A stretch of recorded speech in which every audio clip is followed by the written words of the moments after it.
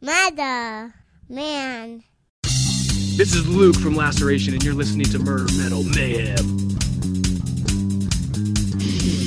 Spreading faster than a case of the clap in a trailer court. Able to shatter eardrums within a 666-mile radius. A podcast more brutal than all the rest. It's Murder Metal Mayhem!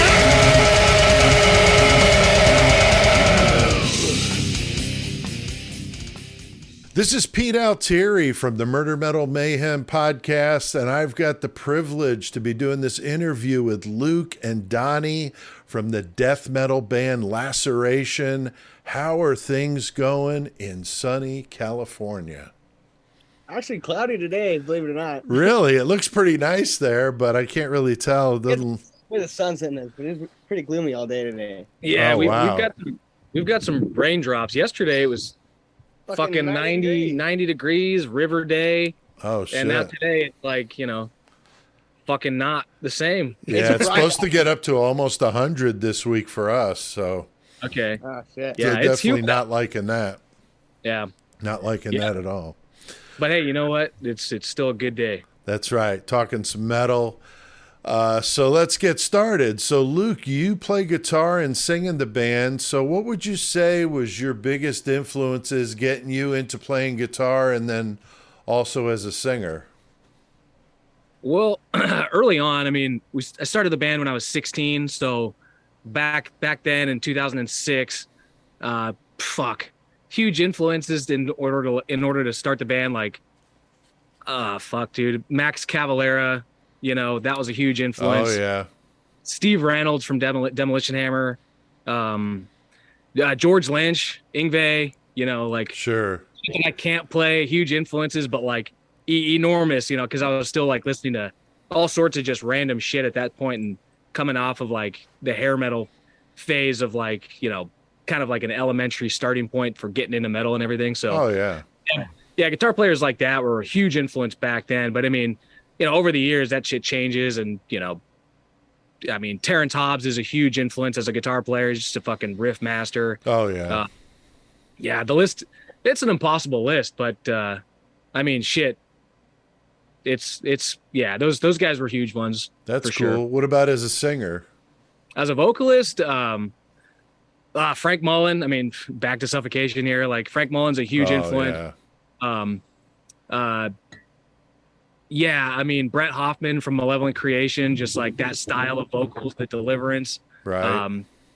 really fucking big influence. Like Chuck Schultz. Chuck, obviously, that's kind of like a no-brainer. But like, as far as like a guitar player, vocalist, like I am, like, it's hard to do. And like when you see guys like that, just like nail it and do everything so flawlessly, like He like was Hetfield so or something. incredible. Yeah, I and gotta- like James. Like, I got to fuck, tell dude. you a quick story about Chuck Schuldiner. When I was playing in a band when I was a teenager, I got a letter in the mail from a guy that ordered our demo tape. And he said his name was Evil Chuck and said that he was thinking about starting a band called Death. And I thought, that sounds kind of dumb. It's kind of a generic name, But the guy was cool. He sent me $3 for this demo tape, and I sent him the tape. I never heard anything from him, and I had the letter in a box, and then all of a sudden, Death became a thing. And I was like, that's kind of interesting. And then I looked at an old bio of theirs, and it said that Chuck used to go by Evil Chuck, and I was like, oh my God, I got a letter from Chuck Schuldiner for my band that I was in previously. That's crazy. And what would be the odds of that? But yeah, what an iconic, just an incredible musician all the way around. But yeah, I definitely dig his playing and singing as well. Yeah. That's cool. Yeah, I've always liked to ask that question. And Donnie, you also play guitar, but you're the lead guitarist in the band. How did you end up playing with these guys? Well, I was in a band. I'm in another band, a thrash band that we used to open up for them back in the day. Back before they broke apart in 2013. So I was a fan of theirs when I was a kid. You know, when I first started, I was like 14, 15. That's cool. And they got back together in 2018 and asked me to join or come jam with them. And, you know, we hit it off right off the bat. And, you know, the songs came together quick and wrote the demo. And it went to, you know, all happened, you know, pretty well. That's cool. Now, what about you for guitar influences? Who early on, who were you digging? I mean, I guess like all the, you know, when I was a kid, when I first started, is all, you know, Slash and Kirk Hammett and Dave Mustaine and those guys. But Right. the game, Right. I got super into the virtuoso guys, you know, Ingve and Jason Becker and Marty Friedman. That's when, like, you know, the tunnel started, you know, and I love all that stuff. Yeah, but, Kirk who? yeah, Kirk, yeah. But then you get into like the more like the heavy like rhythm, like Terrence Hobbs and guys like that, you know, like for writing the riffs and stuff like that. But Right. Chuck Schuldiner was another huge one. Andy LaRoque, fucking love Andy Oh, LaRoque. me too, man. Andy LaRoque. One of my favorites, for Yeah, I sure. love, was it Individual Thought Patterns that he's on? And My you favorite hear Death those solos and you're like, dude, I could pick that shit out of anywhere. You know? That's unique. Very unique phrasing and, you know, Yeah. taste. Is, you know, his little crickets on the whammy bar. I love Oh, I love that shit too. Yeah, my son and I went and saw King Diamond last time he toured the U.S. and we were eating pizza across the street from the venue, and Andy LaRoque and Mike Weed came over it. Oh, hey. and to eat pizza, and they were real nice. And of course, everybody was wanting pictures, and I didn't want to be a pain in the ass, but they were very gracious and super cool. So. That's really cool. All right. Now, you guys are from a little north of San Francisco, but the San Francisco Bay Area, you know, obviously known, we've mentioned many of the thrash bands already, known for being a thrash metal like haven. But what about death metal? What's the death metal scene like over there? I mean, in the last like 10 years, it's really come full circle, it feels like. Now, granted, back in the 90s, there were death metal bands out here, but of course, you know, you don't really, when you look at the Bay Area, you just see, you know, the big thrash names, Forbidden, you know, Violence and Metallica, Law's Rocket and shit like that. But like, there were death metal bands like fucking Insanity, Sadist, Oh, yeah. Autopsy, Possessed. fucking Death came out here, Possessed. you know. Epidemic from fucking Palo Alto, Immortal Fate. There's if when you really start to dig, obviously, you know, like from the first glance, if you're disconnected from like the Bay Area's like history, it's like you just see thrash, but like there's fucking absolute, you know, roots. And I mean, even fucking Exhumed, they're from San Jose, so it's like, Okay. you know, earlier on, and Abiosis was Abiosis from Abiosis, fucking yeah. Napa, like, so, you know, those, I feel like in the last like 10 years, there's been like a huge uprising of really good death metal in the Awesome. Bay Area. There's so many bands to name now, but I think the scene is as strong as it's ever been. And even in like, cause we're in Sonoma County. Sonoma County is technically the North Bay. And, you know, forever it was really hard for like a band like us to even play, you know, earlier on when it was more of like death metal influenced thrash. Like we still didn't really fit in because all the other bands were just straightforward like thrash, you know, like just, you know, thrash in a sense. Right. So we'd have to go to the Bay Area, and even like it playing in like 2008 through 2013, it was mainly like thrash bands that we had to play with.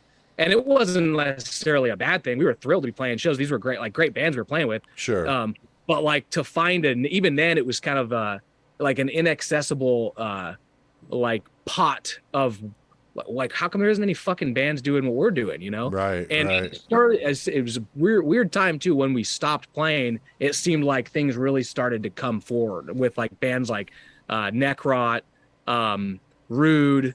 Back when they were Forsaker, we played with them before we had disbanded in 2013. They became Rude, and Acephalix, and like I'm pretty sure there's like half of them were in the Bay Area, but nevertheless, you know, things really started to blossom like 2013, and now it's like, I mean, it's killer now. Yeah. And even That's now, even awesome. up here in our neck of the woods, you know, we're bringing bands in that would not normally come to the North Bay, where we would only have to play in, you know, the East Bay or San Francisco. And now it's like shit's going off. So it's That's really cool. cool. Yeah, I did Yeah, see it's you guys are pretty north in California. We just did our 4-year anniversary episode, came up ironically on 420, and so we did the Emerald Triangle. And I was looking at the map. I'm like, holy shit, these guys are getting up there almost in Murder Mountain territory. So Well, speaking of the Emerald Triangle, I mean, then there's Embryonic Devourment, who Donnie plays guitar in too, and even Embryonic was like still like a in a sense didn't branch, like, because they're like another hour and a half from here, like up in Willits, and Willits is, I mean, fuck, if you've ever been to Willits, it's like just keep on going in a sense. Not really there. So there's another band that's been doing it for like 20 years, yeah. and again, like you think of the Bay Area death metal community and scene, it's like it's overcasted by like a lot of the legendary thrash, but like, I mean, 20 fucking years, like this band's been active, and right. Yeah, so That's Murder cool. Mountain. Yeah, Murder Mountain. That's some crazy shit. Wow. Definitely loving some of their weed up there. A little bit too much, maybe. I don't know. Yeah, you can never get enough. Now, you guys came out with Demise last year. That's your first full-length album. How's the response been to that? Pretty Good. damn good so far. I mean, That's awesome. Yeah. It kills, man. Yeah. I mean, it's been something that's like, I mean, since starting this band and never putting out a record, it was always on the back of my mind. And even Donnie's like joining in 2018, like, we've had like the same vision ever since like 2018. And like we got together. It was like this lineup really clicked as far as like, all right, we got the people to do this. Like pretty, like put our mind to it and do it. Cause like even prior to this album, and like, we disbanded in, we went on hiatus in 2013 and then reformed in 2018. So 2013 and previous, it was always just kind of like, let's just make a demo and play shows. It wasn't Right. like, let's fucking cut an album. Right. Like we never really tried hard, back then. And I feel like we kind of tried, we put a lot more effort in now. And this record is definitely, it's been a great response. I mean, it all worked out really well, like for all of us as far as writing it. We hit a really hard snag in 2020, where we had to basically we were forced to have to re-record the album. Oh, so wow. we had it done in February of 2020. we had to do some vocal tracks and a couple of solos, and the record was done. Man. And this was with our previous lineup, which was just a minus our current drummer.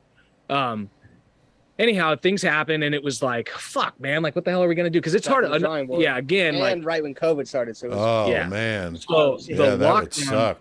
the lockdown happened, and again, I mean, I'm sure you're familiar with how hard it is to find, let alone like members, but a drummer is a really drummers are the hardest especially for death metal. Yeah, and up here again, we're not in the Greater Bay Area per se, but our pool is smaller to choose from, Right. and who's not in fucking 20 bands already. Right, So right. it's hard. And anyhow, that was in 2020, and then the lockdown happened, but we pulled it off. We got our current drummer Frosty, and he was on board, and we basically like, in that span of from March, it was like to March to December of just trying to get together sparingly, because again, like, we took this thing seriously. Right. And we got together sparingly. Luckily we had the album in demo tracks, because it was already re-recorded, but we weren't going to put that out, that version, due to the leaving of our previous drummer. Sure.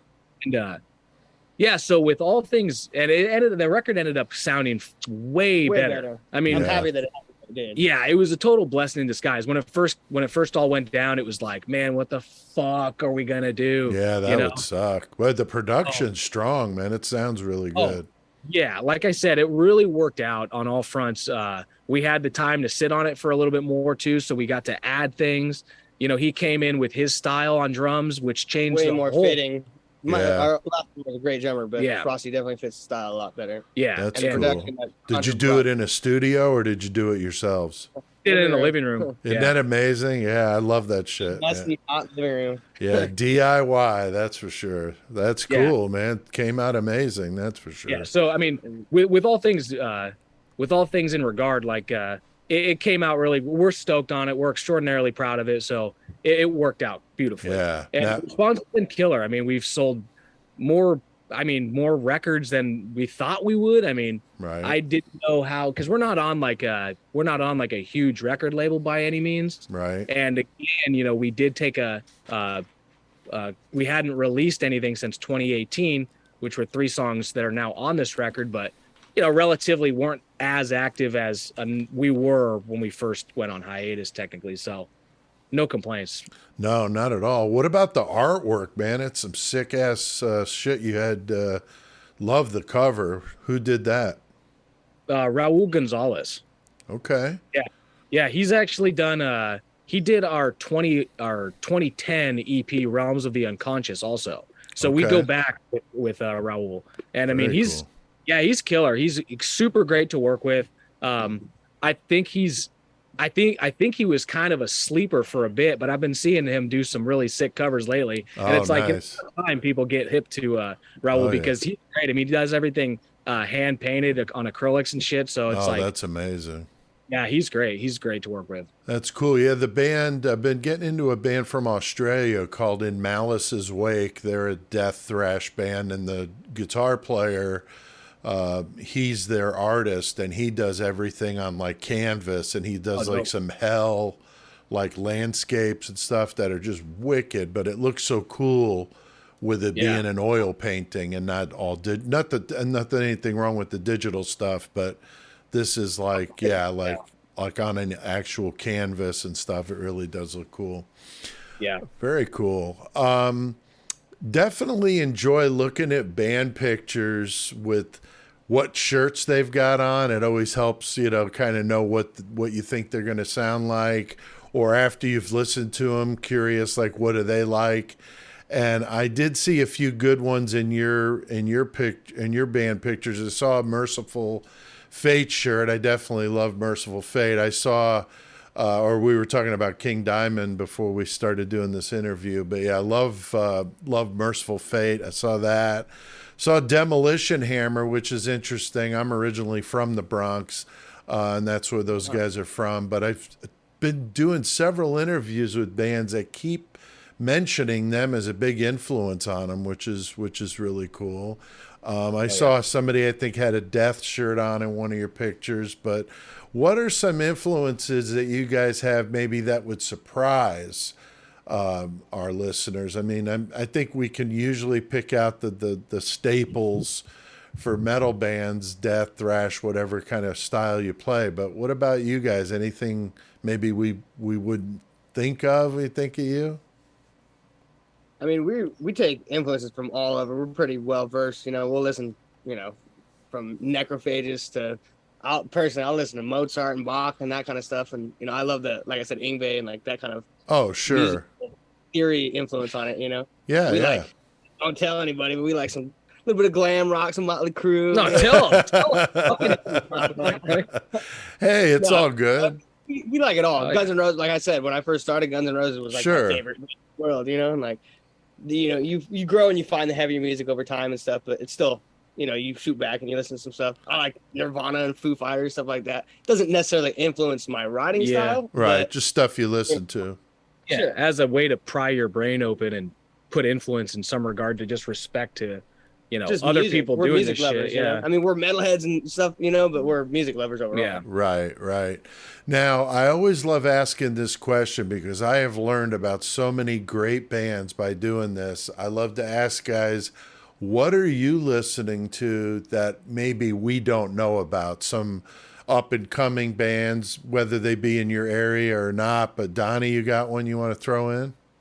Check out The Ageless by Vile Rights. They're our best buds out here. They're killing it. What is the band again?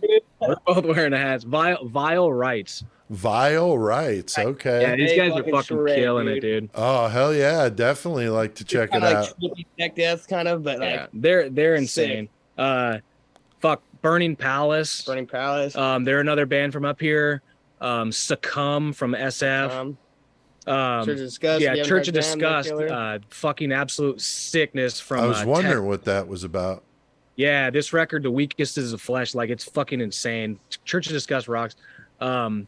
They just Cartil- put out a new Yeah, single that's really Phobophilic. sick. Cartilage. from the area. Shit. Oh man, there's so many So fucking many inoculations, killer. Yeah.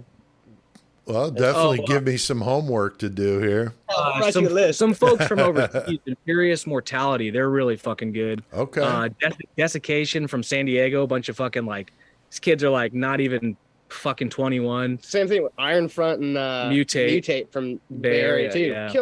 The drummer's fucking 13 or 14 years old. Isn't yeah, that we played- crazy? Yeah, we Like played a show with them. decapitated when they started, really young like Yeah, that. It's 100%. crazy. Yeah, fucking That's crazy. cool. Yeah, I mentioned in Malice's Wake, they're from Australia. They're really great. And then Schizophrenia, I know a lot of bands that I've interviewed have been talking about them too. I really dig those guys. I did an interview with them. And just there's so many great metal bands, and it's like Australia wouldn't have been a place I would have thought for thrash metal, but death and speaking thrash of- metal, but killer. Yeah, speaking of Australia, Gutless. One of my favorite fucking bands of the last like 10 years. Incredible band. Faceless Burial too, from out there in Australia. Australia's Okay. got, yeah, they're fucking sick. And Yeah, also Australia's wicked. yeah, Yeah, we've done some good Australian cases.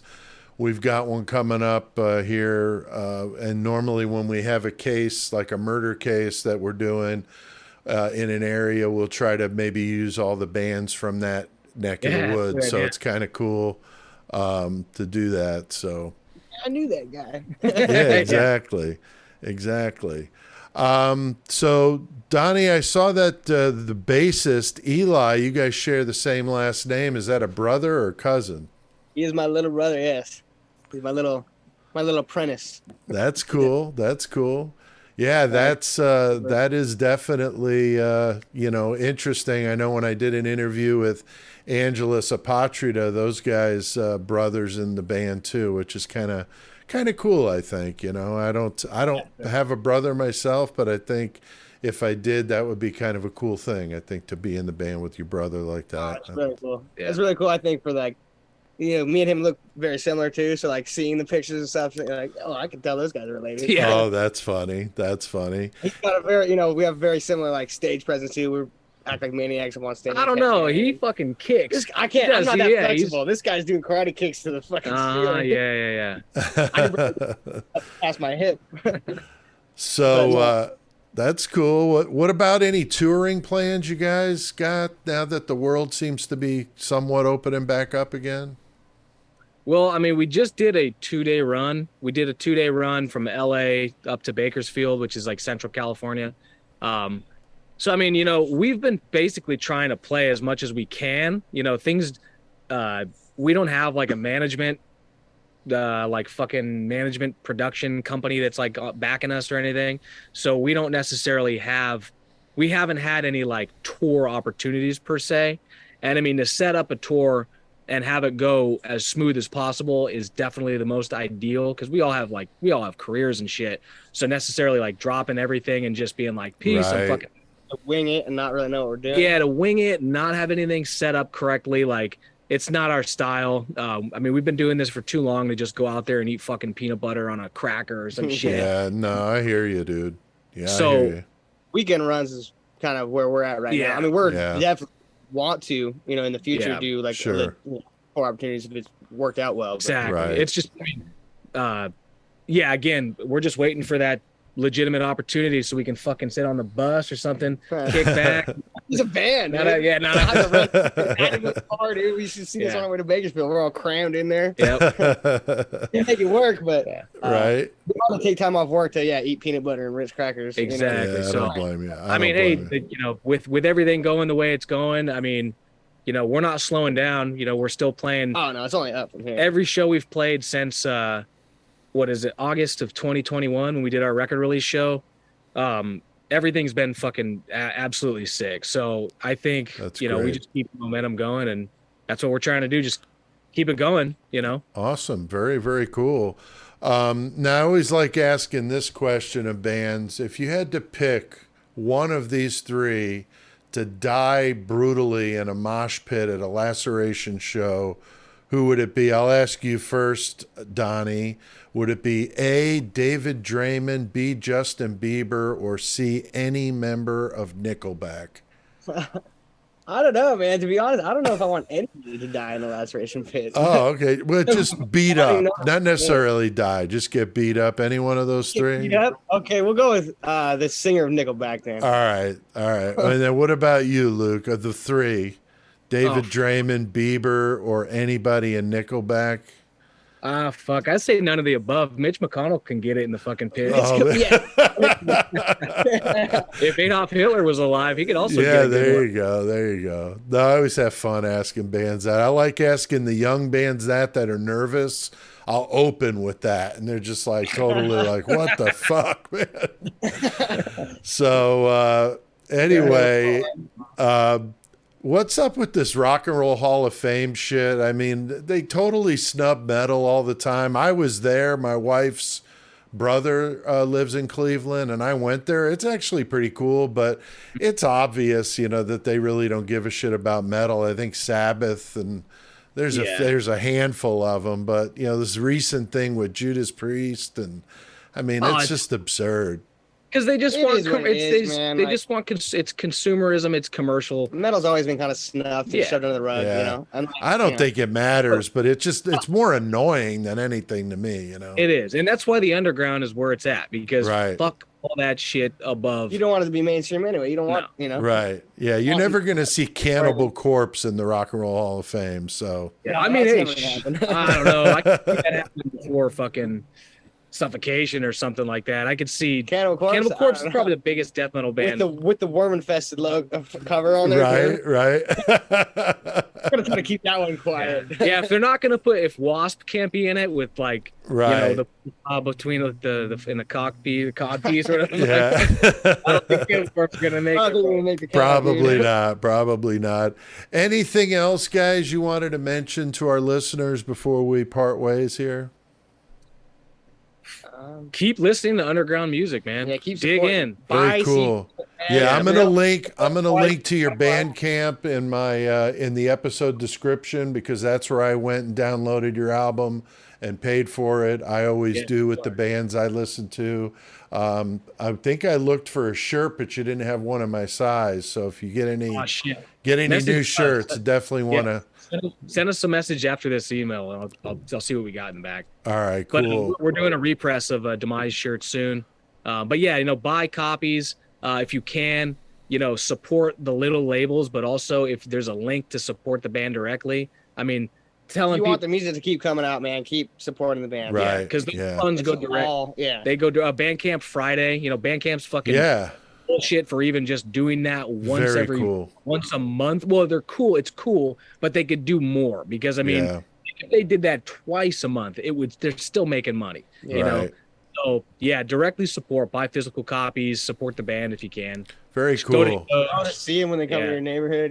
Yeah. Well, I'm going to subject our listeners to a track, my favorite one on the new album, Bed of Nails. Any background story to that? Other than just the obvious, just brutality. Yeah, living a life of compulsive disorder and, destroying yourself because you feel like you need to escape your mortal shell.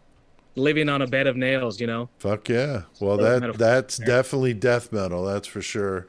Well, thanks for doing this interview with me, guys, for Murder Metal Mayhem. We'd love to have you back again sometime. So we're going to crank this up and give you guys the horns high from us here at Murder Metal Mayhem. And thanks for doing this today with me. Fuck yeah, Pete. Thank you, dude. You bet, guys. Take care, man. See ya.